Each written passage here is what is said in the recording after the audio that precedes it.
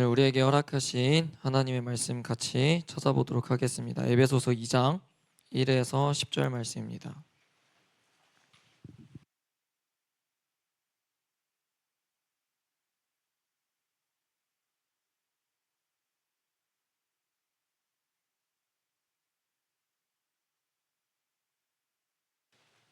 좀 땡기는 게 낫지 않을까? 내가 안 보일 텐데. 에베소서 2장 1에서 10절 말씀입니다.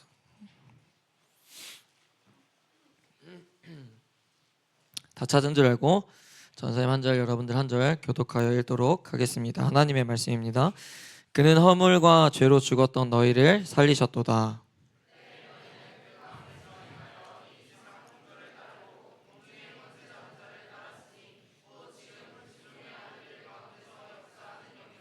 전에는 우리도 다 그 가운데서 우리 육체의 욕심을 따라 지내며 육체와 마음에 원하는 것을 하여 다른 이들과 같이 본질상 진노의 자녀이었더니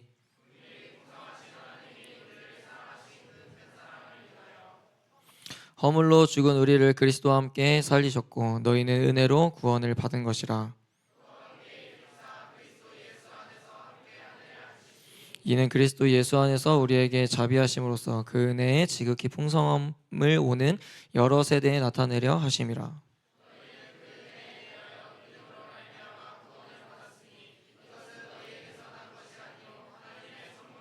행위에서 난 것이 아니니 이는 누구든지 자랑하지 못하게 함이라.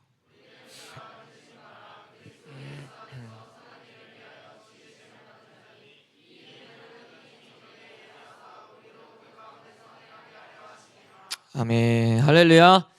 말씀 제목 읽어보겠습니다. 시작. 아멘. 오늘도 말씀이 들리는 은혜와 깨닫는 은혜가 여러분들 가운데 부어지기를 주님의 이름으로 축복합니다.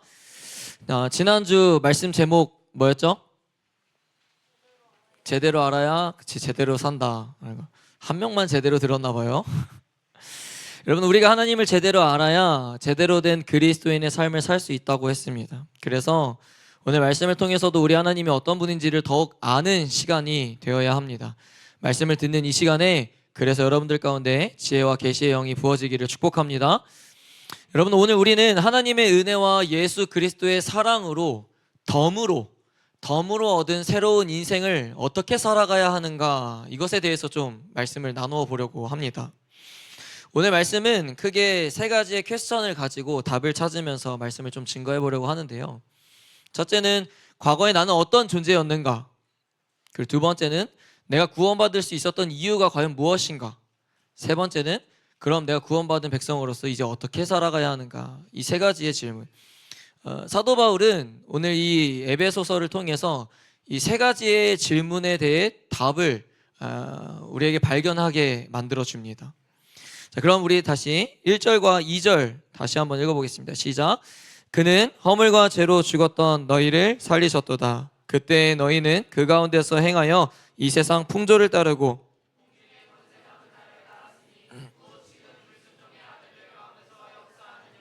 아멘.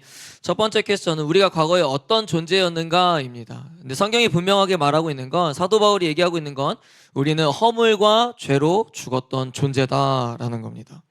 그리고 어쩌면요, 지금도 죽은 존재인 사람들이 지금 이 자리에 있을지도 모릅니다. 무슨 의미냐면, 물론 예수 그리스도 통해서 우리가 죄사함을 받았고 죽은 존재였던 우리가 생명을 얻고 이제는 죽은 자가 아니라 산 자가 되었습니다. 근데 항상 사도 바울이 계속해서 강조하고 있었던 그 전제가 뭡니까? 예수 그리스도를 통해서라는 거예요.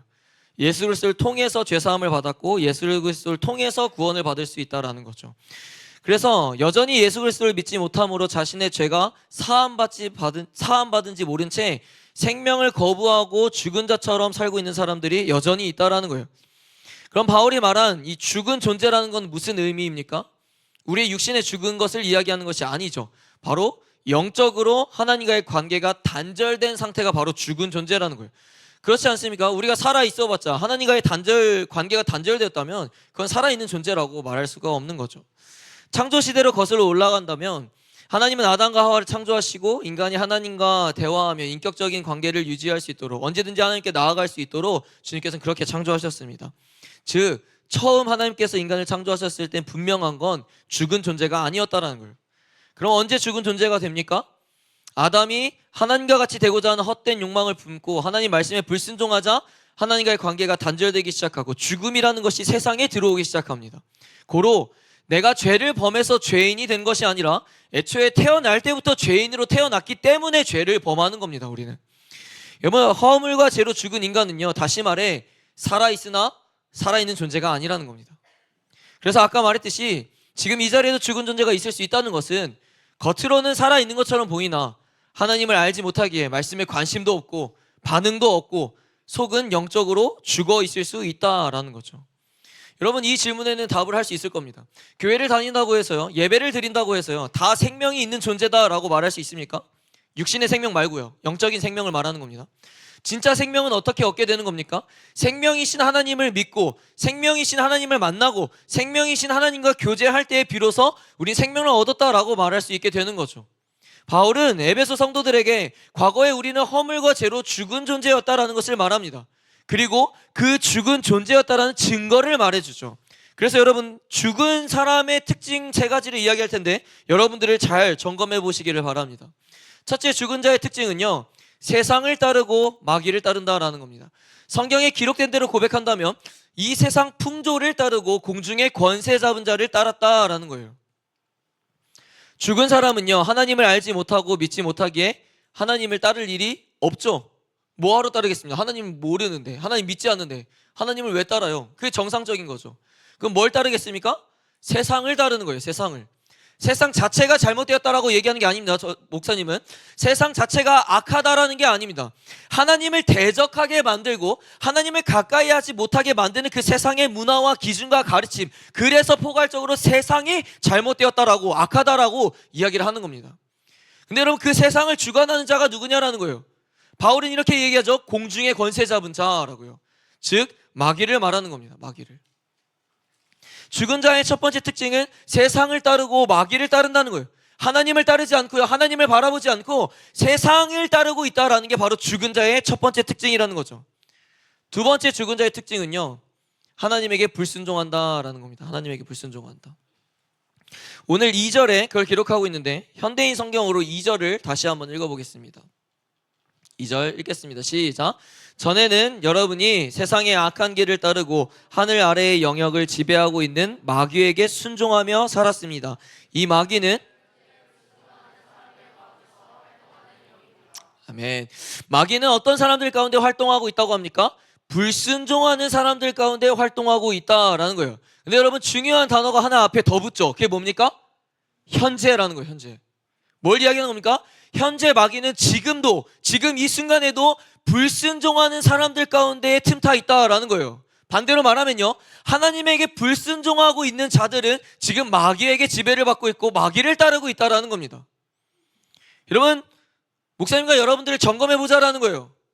우리는 불순종하는 사람들입니까? 아니면 하나님 앞에 순종하는 사람들입니까?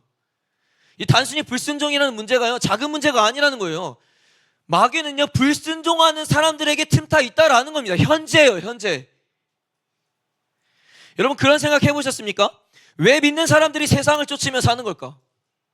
왜 믿는 사람들이 여전히 마귀를 따르는 걸까? 왜 믿는 사람들이 여전히 하나님에게 불순종하며 사는 걸까?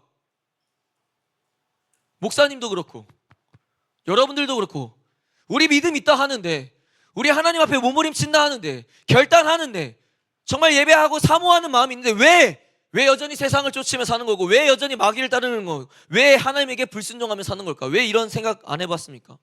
다 해봤죠. 그 이유가 뭐냐는 거예요. 그 이유는 여러분, 마귀는 마귀라고 드러내며 우리에게 찾아오지 않기 때문이라는 거예요. 보세요. 고린도후서 11장 14절 읽어봅니다. 시작. 이것은 이상한 일이 아니니라 사탄도 아멘.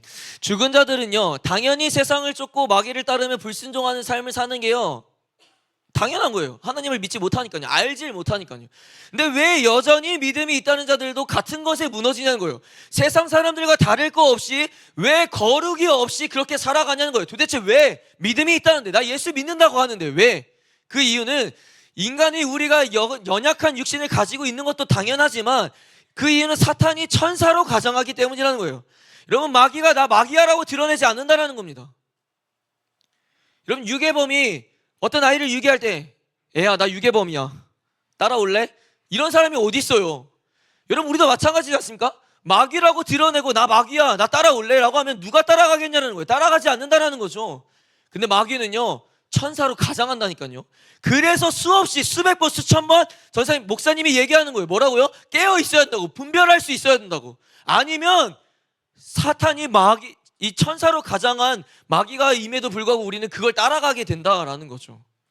그래서 우리는 마치 그게 하나님을 쫓는 것처럼 보여지고 말씀을 따르는 것처럼 보여지고 순종하는 것처럼 보이게 따르지만 결과적으로 아니었음을 발견하게 됩니다. 정신 차려서 깨어 분별하지 않으면요 우린 절대 마귀의 공격임을 알지 못하고 마귀의 계획이라는 것을 생각하지도 못한다는 거예요. 사랑하는 청소년부 여러분, 그래서 세상 속에서 깨어 있어야 된다고 말하는 겁니다. 그래서 끊임없이 여러분 분별해야 된다고 얘기하는 겁니다. 왜요? 마귀는 자신을 마귀라고 얘기하지 않기 때문에. 분별력이 없습니까? 그럼 분별력을 달라고 기도하십시오. 그게 너무나도 중요한 거라니까요.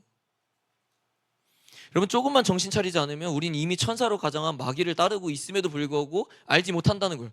그러니까 겉으로는 어떻게 돼요? 살아있는 자처럼 보이는 거예요. 근데 죽은 자죠. 죽은 자. 그걸 알지 못한다는 게 가장 큰 문제라는 거예요, 우리에게. 3절을 읽어볼까요? 3절 읽어봅니다. 시작. 전에는 우리도 다 그 가운데서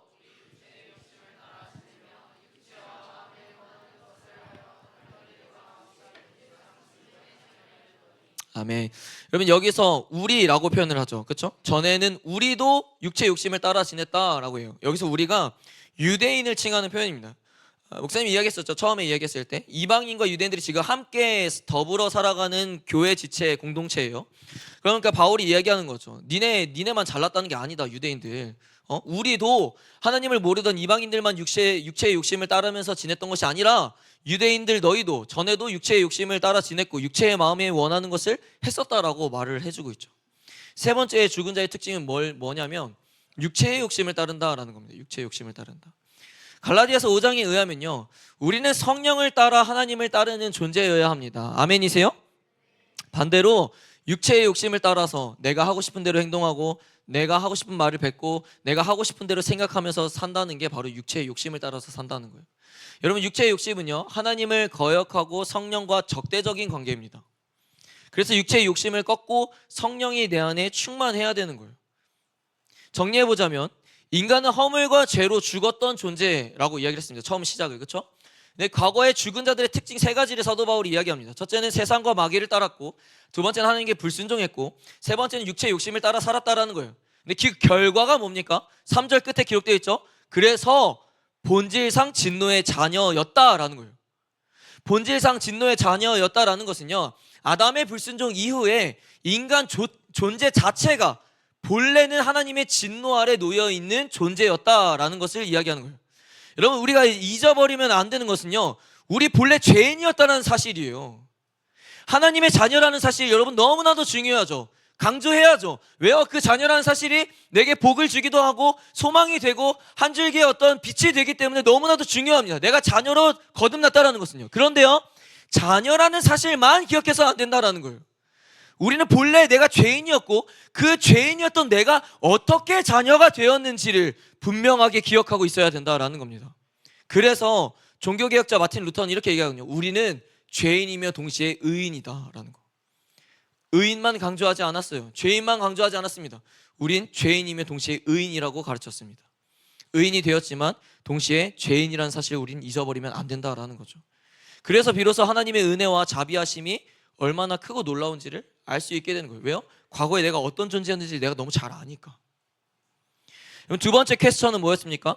내가 구원받을 수 있었던 이유가 무엇이냐 였어요. 그렇죠? 내가 구원받을 수 있었던 이유가 무엇이냐. 앞에서 말한 것처럼 허물과 죄로 죽었던 우리가 도대체 어떻게 자녀로 구원받을 수 있게 된 걸까요? 4절에서 6절 읽어봅니다. 4절, 5절, 6절 세 절 읽게요. 시작. 긍휼이 풍성하신 하나님이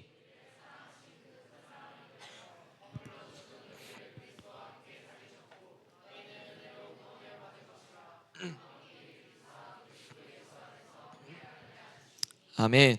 그러면 4절을 원어적으로 번역하면요 분위기가 좀 확 전환되는 것을 알 수 있게 됩니다. 4절과 5절입니다.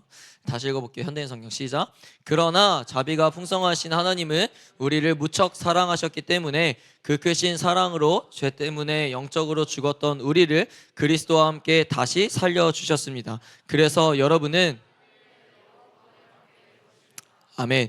여러분, 어둡고 절망적인 이야기를 계속해서 했어요. 허물과 죄로 죽었고 너의 본질상 진노의 자녀였다라고. 근데 뭐로 시작합니까? 그러나로 시작해요. 그러나.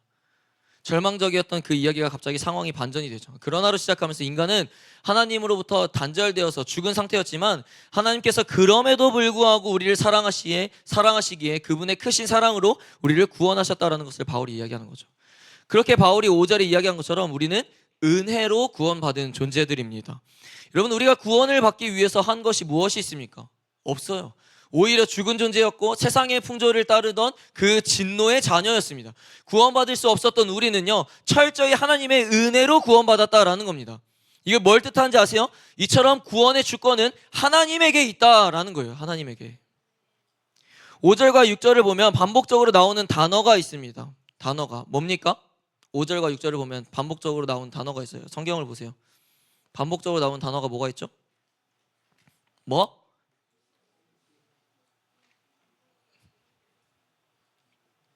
그러니까 맨날 글씨만 읽으니까 하나님의 뜻을 알 수가 있겠냐고, 알 터가 있겠냐고. 뭐가 반복돼요? 함께라는 단어가 여러분 계속해서 반복이 되죠. 여러분, 예수와 함께 살리셨고 예수와 함께 일으키셨고 예수와 함께 하늘에 앉히신다라고 얘기를 해요. 여러분, 하나님은 예수님을 살리셨고 그리고 승천하게 하셨고 하나님 우편에 앉히게 하셨습니다. 그래서 사도신경을 보면 우리 잘 아는 이런 문구가 있죠. 읽어봅니다. 시작.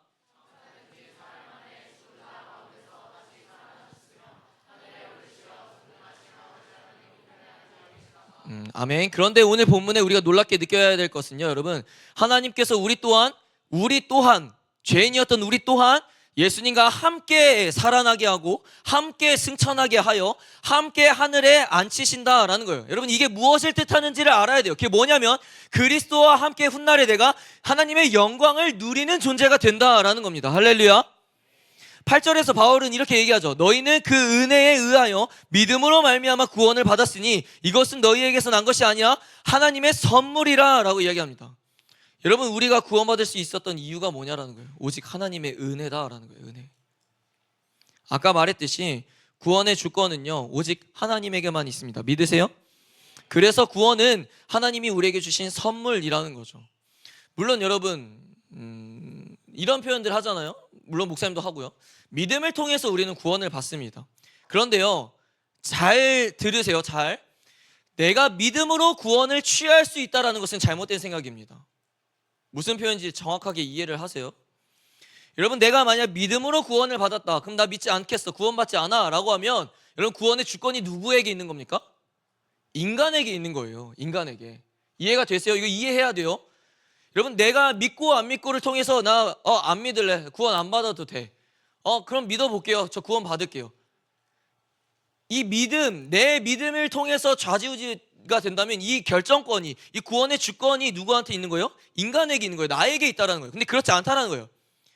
우리가 믿음으로 구원을 받는다라고 하죠. 그래서 믿어야 된다라고 이야기를 해요. 그게 틀렸다는 게 아니라 어떤 의미인지를 명확하게 알아야 된다는 거예요.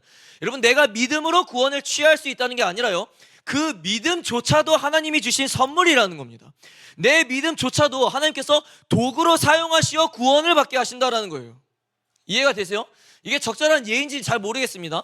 여러분 보세요. 하나님께서 우리 부모님을 통하여 나를 창조하셨어요. 동의가 되세요? 맞잖아요. 하나님께서 우리 부모님을 창조하셨고 그 부모님이 계셨기에 내가 태어났다라는 거죠. 그럼 뭐예요? 하나님의 도구로 우리 부모님께서 나를 창조하시기 위해 하나님께서 도구로 사용하셨다는 거죠. 이와 마찬가지로 하나님께서 나를 구원하시기 위해 믿음이라는 통로, 도구를 사용하셔서 구원을 받게 하셨다는 거예요. 그러니까 결코 내가 믿어볼게요, 그래서 구원 받을게요, 이게 아니라는 거예요. 내 안에 믿음이 생긴 것조차도 하나님의 은혜이고 하나님께서 내게 부어주신 선물이라는 것을 우리가 기억해야 된다는 거예요. 그래서 그런 표현을 하는 거예요. 믿음이라는 게 마냥 쉽게 얻어지는 게 아니에요. 그래서 믿음이라는 게 내 안에 생겼다라고 여러분들이 분명하게 알게 된다면 그 믿음을 지키기 위해서 정말 치열하게 싸워야 되는 거예요. 믿음이라는 게 쉽게 얻어질 수 없기 때문이라는 거죠. 인간의 어떤 행위가 구원의 원인이 될 수 없습니다. 인간의 어떠한 행위가 구원에 영향을 줄 수 없어요. 그렇다고 해서 그럼 행위는 중요하지 않고 필요 없는 것이냐? 그렇지 않습니다. 헷갈리지 말고 잘 들어야 돼요. 헷갈리면은 다 딴 얘기로 셉니다, 여러분. 그럼 행위가 중요하지 않고 필요 없는 거냐? 그렇지 않다라는 거예요. 구원은 철저히 하나님의 주권에 달려 있기에 인간의 어떤 행위와 노력의 열심이 구원을 받고 안 받고를 결정할 수 없을 뿐, 구원받은 자는 구원받은 이후의 행위가 열매로 나타날 수밖에 없게 되어 있다라는 겁니다. 이해가 되세요? 인간의 행위가 구원의 원인이 될 수 없다 했습니다. 그러나 인간의 행위가 구원의 결과로는 얼마든지 나타날 수 있다는 거예요. 구원받았으니까 나 이제는 주님을 위해서 살겠습니다 라고 결단하는 거, 이런 결과적인 열매로는 얼마든지 나타날 수 있다는 거예요. 그러나 그 시작점은 될 수가 없다는 거예요. 여기서 마지막 세 번째 퀘스천은 그럼 이제 어떻게 살아가야 하는가였죠. 이제 어떻게 살아가야 하는가. 철저히 하나님의 은혜로 구원받은 내가, 정말 허물과 죄로 죽어 있었던 내가 구원받게 되었는데 그럼 이제 어떻게 살아가면 되는가? 어떻게 살아가면 되는가? 사도 바울은 에베소 성도들에게 어떻게 이야기합니까? 이제 어떻게 살아가라고 이야기를 합니까? 죽어 마땅한 우리를 하나님은 대체 왜 구원하시고 다시 태어나게 하신 걸까요? 대체 왜? 10절 마지막 읽어봅니다. 시작. 우리는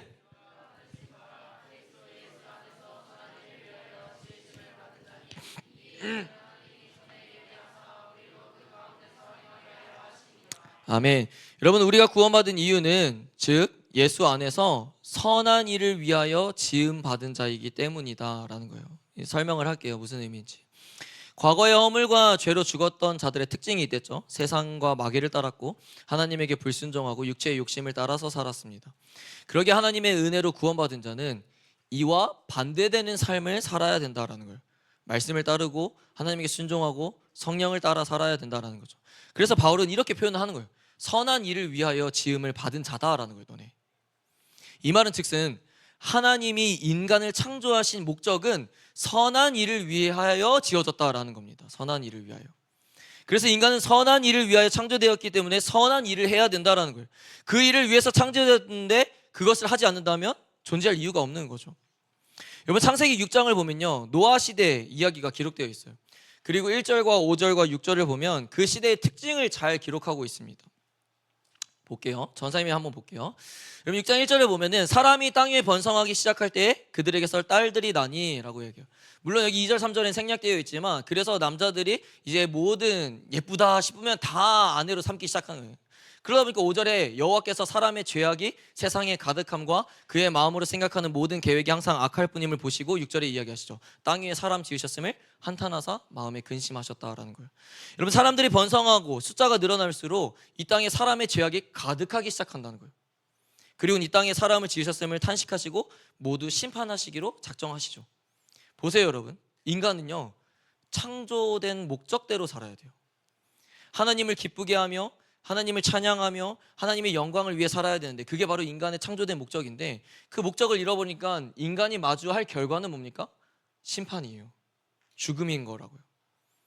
인간은 선한 일을 위해 창조되었는데 그 목적을 잃어버리기 시작했다라는 거죠. 그래서 다시금 하나님께서 말도 안 되는 긍휼하심과 자비하심으로 그분의 은혜로 예수 그리스도를 통해 우리를 구원하셨고 우리를 다시 태어나게 하셨습니다. 왜요? 선한 일을 하기 위해서. 자, 그럼 여기서 우리가 가장 궁금한 건 뭡니까? 그럼 목사님, 그래서 선한 일이 뭔데요? 우리가 해야 될 선한 일이 뭐냐고요? 본문에서 말하는 창조된 목적, 그 선한 일이라는 게 과연 뭐냐라는 거예요. 선한 일이 무엇인지 여러분 구체적으로 바울이 설명해주고는 있지는 않습니다. 그런데 하나님은 예수 그리스도를 통하여 우리를 다시 새롭게 창조하셨죠. 그래서 이런 표현을 하잖아요. 이전 것은 지나갔으니 보라 새 것이 되었도다. 여러분, 새 것이 된 우리는 아까 말했듯이 주님께서 창조하신 목적대로 살아가야 된다는 거예요. 그럼 창조하신 목적이 뭐냐라는 거예요. 더 근본적으로는 인간의 제일 되는 목적이 뭐냐라는 거예요.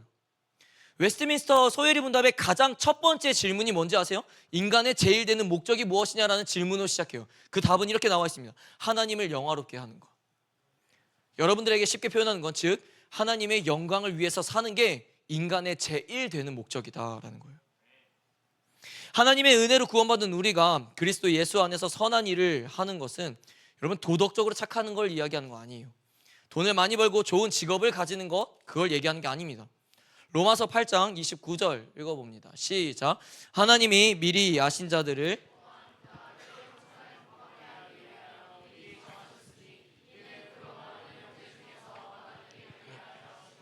아멘. 자, 그래서 제일 궁금한 거, 우리에게 선한 일은 뭐냐라는 거예요. 선한 일은 뭐냐? 선한 일은 순차대로 잘 가야 됩니다. 창조된 목적대로 선한 일을 하면서 사는 게 바로 우리가 해야 될 선한 일이에요. 그럼 다시 또 우리가 질문할 수 있죠. 창조된 목적대로 선한 일을 하는 게 뭐냐라는 거. 그건 바로 우리가 창조된 목적, 하나님의 영광을 위해서 사는 거다라는 거예요.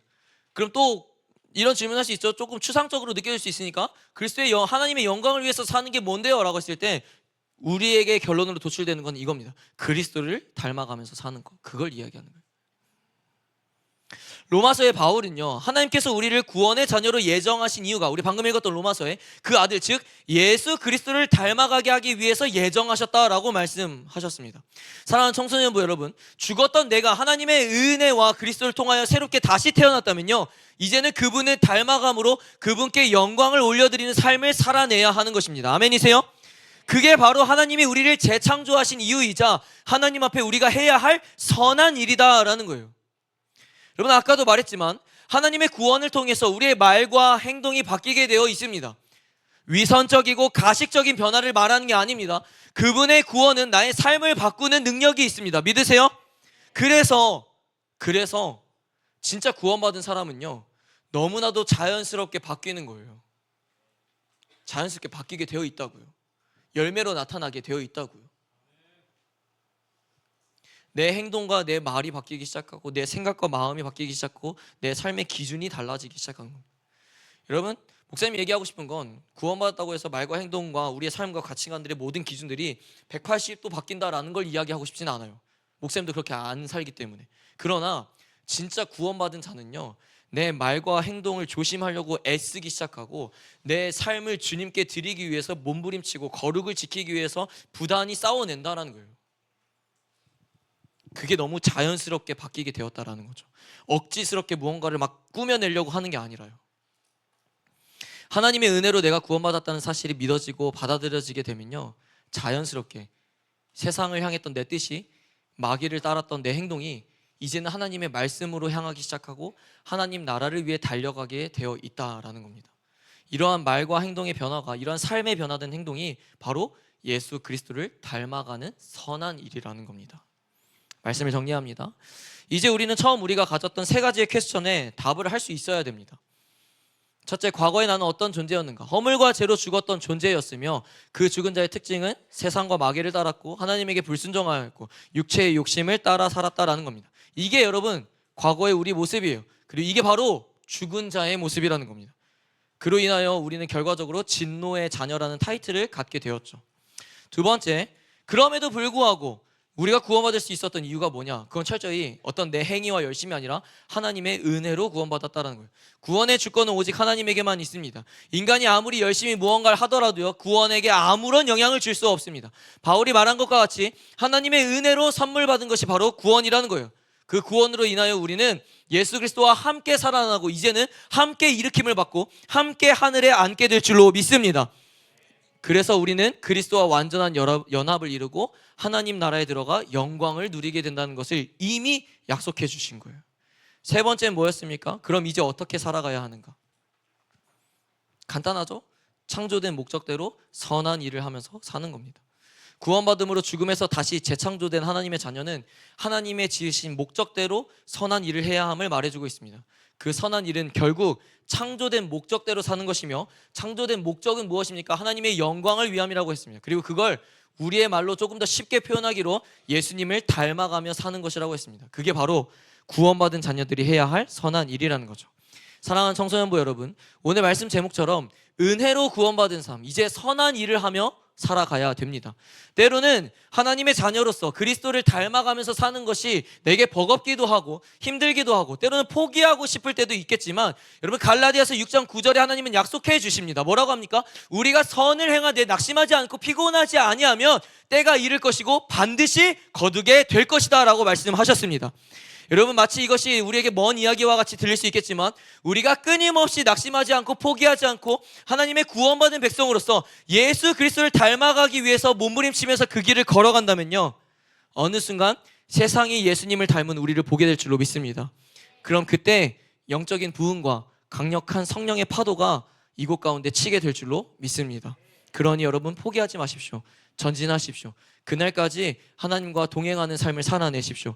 그때에 하나님께서 여러분들을 반드시 구원의 길로 인도하실 줄로 믿습니다. 아멘. 자리에 일어납시다.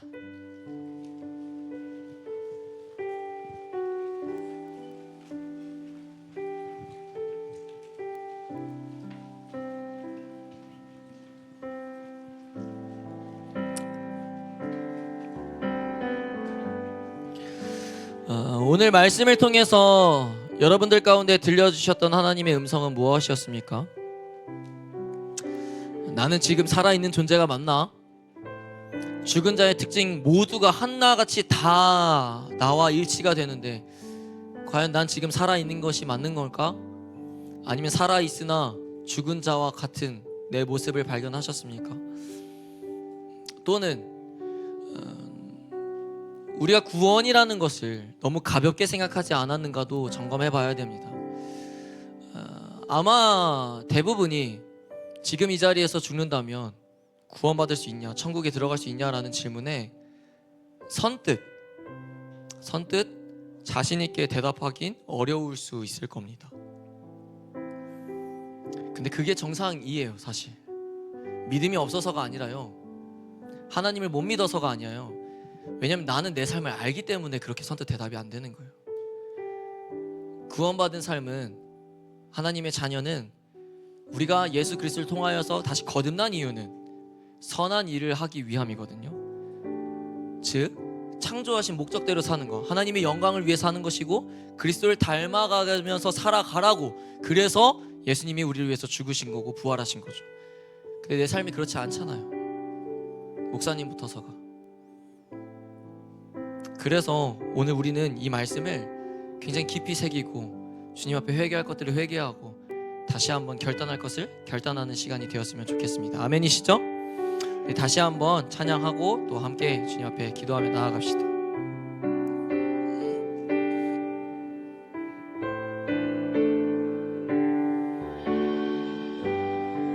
우리 보좌 앞에, 우리 보좌 앞에 모였네. 함께 주를 찬양하며 하나님의 사랑 그 아들 주셨네. 그의 피로 우린 구원받았네. 십자가에서 쏟으신 그 사랑 강같이 온 땅에 흘러 각 나라와 족속 백성 방언에서 구원받고 주 경배 드리네. 구원하심이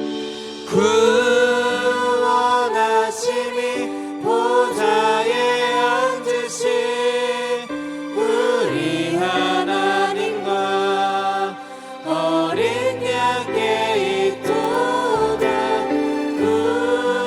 구원하심이 보좌에 앉으신 우리 하나님과 어린 양께 있도다.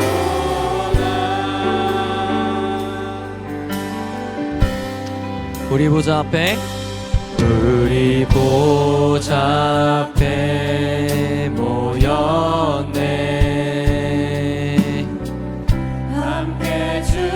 주를 찬양하며 하나님의 사랑 그 아들 주셨네. 주의 피로 우린 구원받았네. 십자가에서 쏟으신 그 사랑 강같이 온 땅에 흘러 강같이 온 땅에 흘러 각 나라와 족속 백성 방언에서 구원받고 주 경배 드리네. 구원하심이 보좌에 앉으신 우리 하나님과 어린 양께 있도다. 아멘. 구원하심이 보좌에 앉으신 우리 하나님과 어린 양께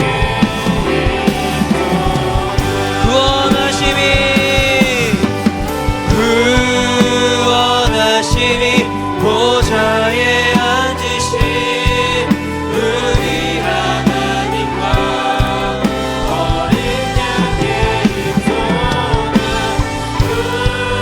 구원하심이 보좌에 앉으신 우리 하나님과 어린 양께 우리 마지막으로 한 번 더 구원하심이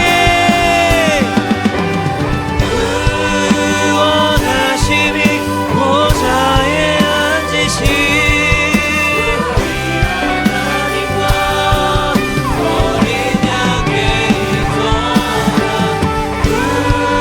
구원하심이 보좌에 앉으신 우리 하나님과 어린 양께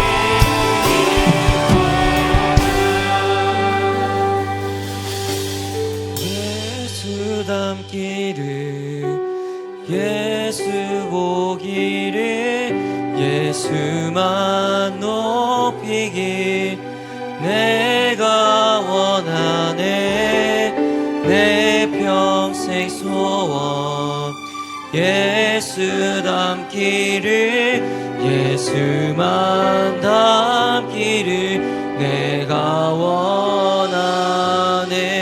예수 닮기를 예수 닮기를 예수 보기를 예수만 높이길 내가 원하네.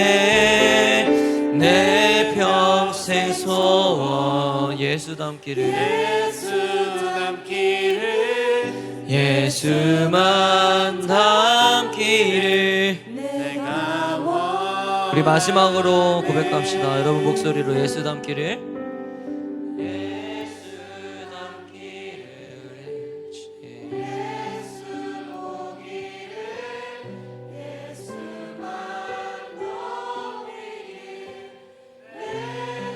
그게 바로 우리가 창조된 목적대로 사는 겁니다. 아멘.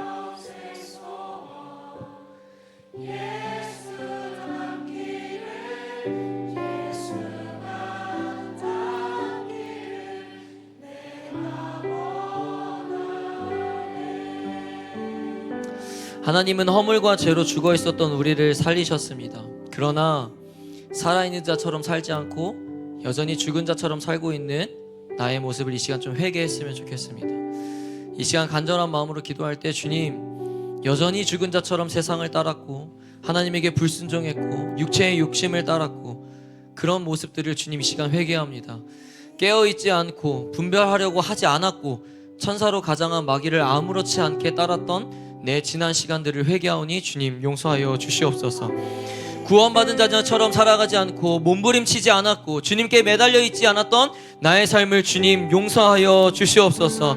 우리 시간 철저히 주님 앞에 회개할 것들을 좀 생각하며 회개합시다. 주님, 내가 살아있는 자처럼 살지 않았습니다. 구원받았던 그 은혜를 은혜로 여기지 않았습니다. 여전히 세상을 따랐고 불순종했던 그 육체의 욕심을 따랐던 나의 모습을 이 시간 회개하오니 용서하여 주시옵소서. 우리 시간 주여 삼창하고 함께 회개하며 기도합니다. 주여, 주여, 주여.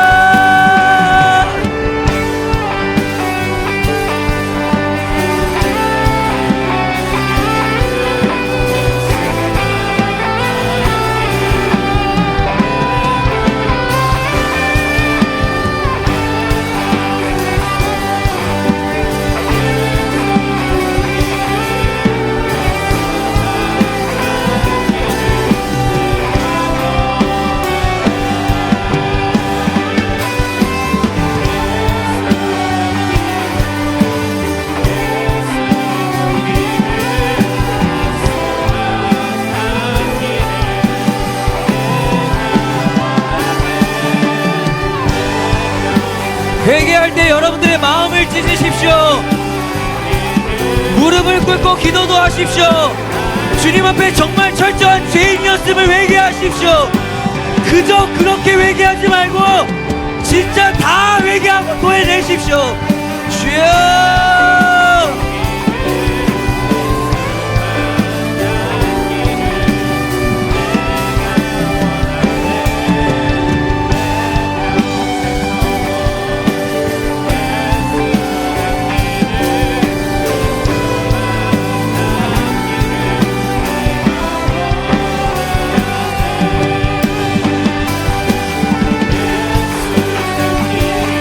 진실된 회개를 올려드립시다. 그저 형식적인 회개가 아니라 진실함으로 회개하십시오. 주여, 나의 지난 삶을 회개합니다. 주님, 죽은 자처럼 살았던 나의 모습을 회개합니다. 예수여,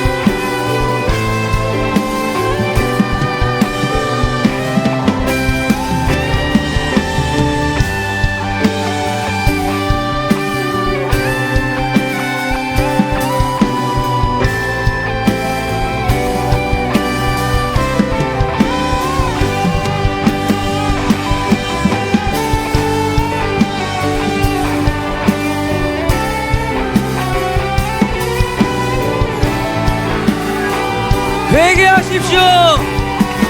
회개를 통해 회복이 올 것입니다. 회개함으로 회복이 부어질 것입니다.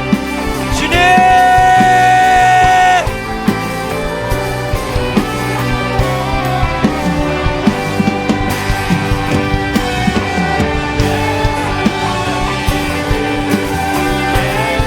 분별하지 않았던 내 모습을 회개합니다. 깨어있으려고 몸부림치지 않았던 내 모습을 회개합니다. 진노의 자녀처럼 살았던 내 모습을 회개합니다. 아버지,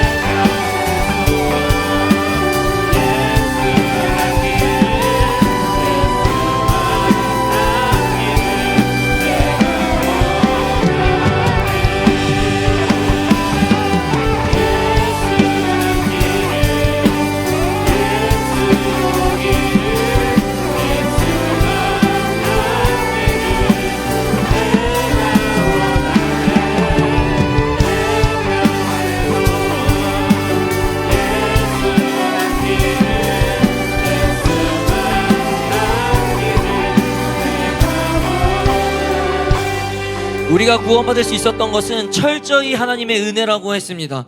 나의 어떤 열심과 행위를 통해서 구원을 베풀어 주신 것이 아니며 내가 믿음으로 구원받은 건 역시 그 믿음조차도 하나님이 주셨기에 하나님의 은혜가 아니고선 우린 자녀가 될 수 없었습니다. 이 시간 기도할 때 주님 값없이 받은 은혜에 감사를 올려드립니다. 주님의 긍휼과 자비하심과 크신 사랑과 은혜가 있었기에 죽어 마땅한 이 죄인이 하나님의 자녀로 구원받을 수 있음에 주님 감사드립니다. 은혜로 주신 구원을, 선물로 주신 그 구원을 감사로 받아들여 주님께 내가 구원받았음을 늘 감사할 줄 아는 삶을 살아내게 하여 주시옵소서. 여러분 이 시간 기도할 때 은혜로 받았던 그 구원, 그것을 베풀어 주신 주님께 무한한 감사와 영광과 찬양을 올려드렸으면 좋겠습니다. 이 시간 기도할 때 주님 그 구원받은 것에 대해 감사할 줄 알게 하여 주시옵소서. 그 구원이 나에게 최고의 큰 복이라는 것을 기억하게 하여 주시옵소서. 우리 이 시간 다시 한번 주여 한번 부르시고 기도하며 나아갑니다. 주여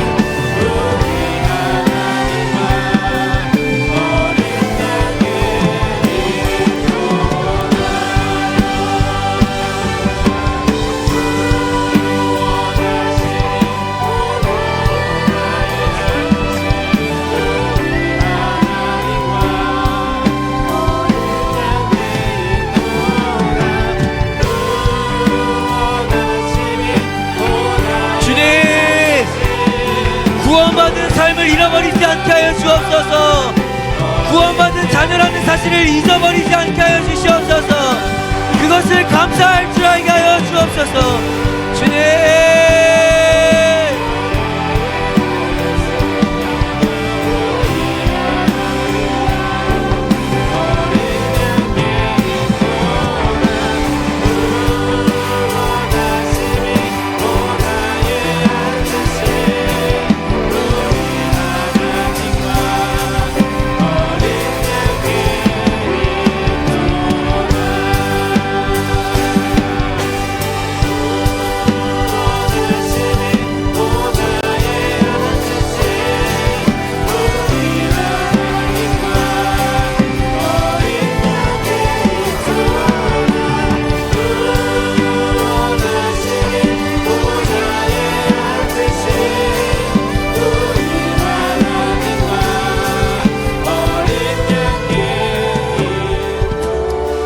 사랑하는 청소년부 여러분, 어떻게 사시겠습니까? 이제 말씀은 오늘 이렇게 얘기합니다. 구원받은 자녀여 지으신 대로 선한 일을 하라 라고 말합니다.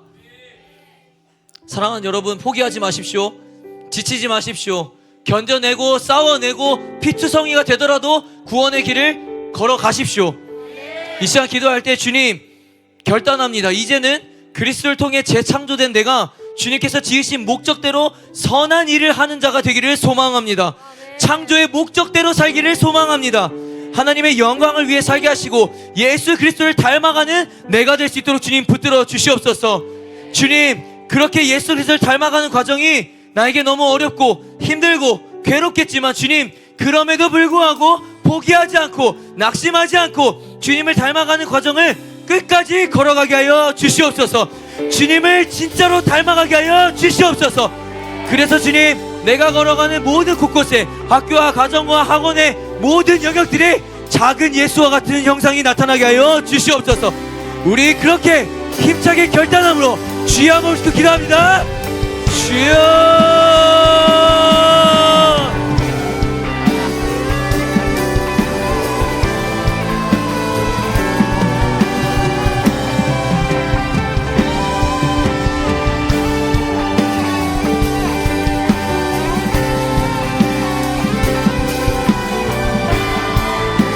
할 수 있습니다. 여러분, 믿음대로 될 것이고 예수 붙들면 됩니다. 주님을 닮아가게 하여 주옵소서. 예수의 형상을 닮아가게 하여 주옵소서. 나의 모습 가운데 예수의 형상이 나타나게 하여 주옵소서. 주여, 주여.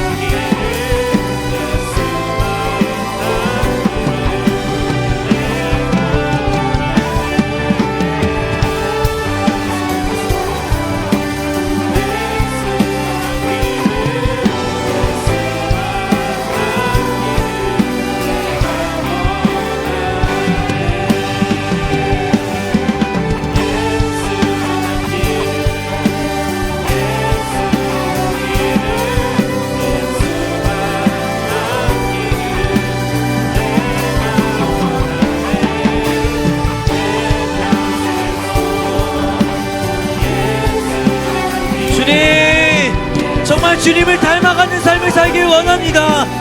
예수를 닮는 것이 나의 소원입니다. 주여,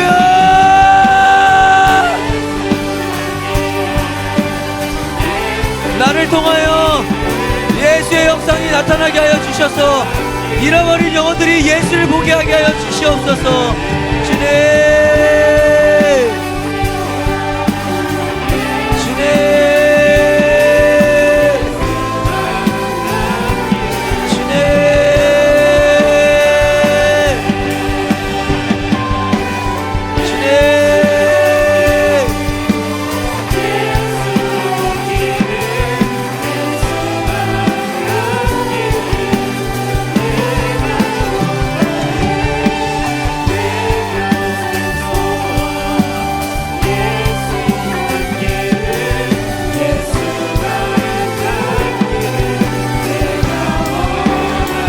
함께 고백합시다. 예수 닮기를, 예수 닮기를, 예수 보기를, 예수만 높이기.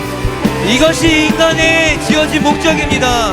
내 평생 소원 예수 닮기를, 예수만 닮기를 내가 원하네. 예수 닮기를.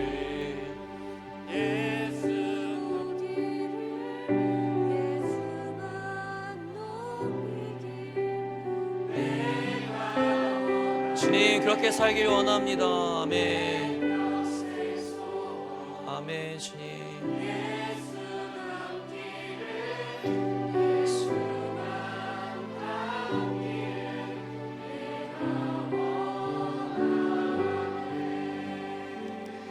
사랑과 은혜가 풍성하신 하나님, 허물과 죄로 죽어 있었던 나를 불쌍히 여겨주시고 구원의 손길로 나를 만져주심에 감사드립니다. 주님, 주님의 은혜가 없었더라면요, 그것이 아니었더라면 여전히 절망 속에서 죽음을 기다리는 시체와 같았을 겁니다. 나를 구원하실 이유가 없으심에도 불구하고 구원의 은혜를 입고도 주님의 뜻대로 제대로 살지 못할 존재임을 아시면서도 주님은 나를 구원하셨고 내 아버지가 되어주셨고 나를 자녀라 칭하여 주셨습니다. 주님, 이 모든 것이 주님의 절대적인 은혜임을 이 시간 고백합니다. 하나님의 선물로 받은 이 은혜를 비쳤으니 늘 주님 앞에 감사하며 기뻐하며 주님이 나를 자녀 삼아주신 것 하나만으로 이미 나는 큰 복을 받았음을 잊지 않고 살아가게 하여 주시옵소서. 주님, 훗날에 우리도 그리스도와 함께 살리시고 그리스도와 함께 일으키시고 그리스도와 함께 주님 우편에 앉혀 주시옵소서. 그래서 주님과 완전한 연합을 이루어 하나님의 그 놀랍고도 찬란한 영광을 함께 누릴 수 있는 주님의 백성이 되게 하여 주시옵소서. 이제는 주님께 구원받음을 기억하며 주님이 말씀하신 대로 주님이 원하시는 대로 선한 일을 하는 자가 되기를 소원합니다. 주님께서 나를 다시 구원하신 목적과 이유대로 살아갈 수 있도록 능력과 믿음을 더하여 주시옵소서. 내 삶의 모든 기준과 선택과 가치가 하나님의 영광이게 하여 주시고 그리스도를 닮아가기 위해 끊임없이 몸부림치며 살아가는 자가 되도록 인도하여 주시옵소서. 주님, 거짓 없이 정말 주님, 진실로 주님을 닮아가는 자가 되기를 소원합니다. 정말 작은 예수와 같은 자로 세워지기를 소원합니다. 나를 그렇게 빚어주시고 나를 그렇게 인도하여 주시옵소서. 주님께서 우리의 기도를 들으시고 응답하여 주실 줄 믿으며 예수님의 이름으로 간절히 축복하며 기도드리옵나이다. 아멘. 우리 그렇게 역사하실 주님께 감사와 영광의 박수 올려드립시다.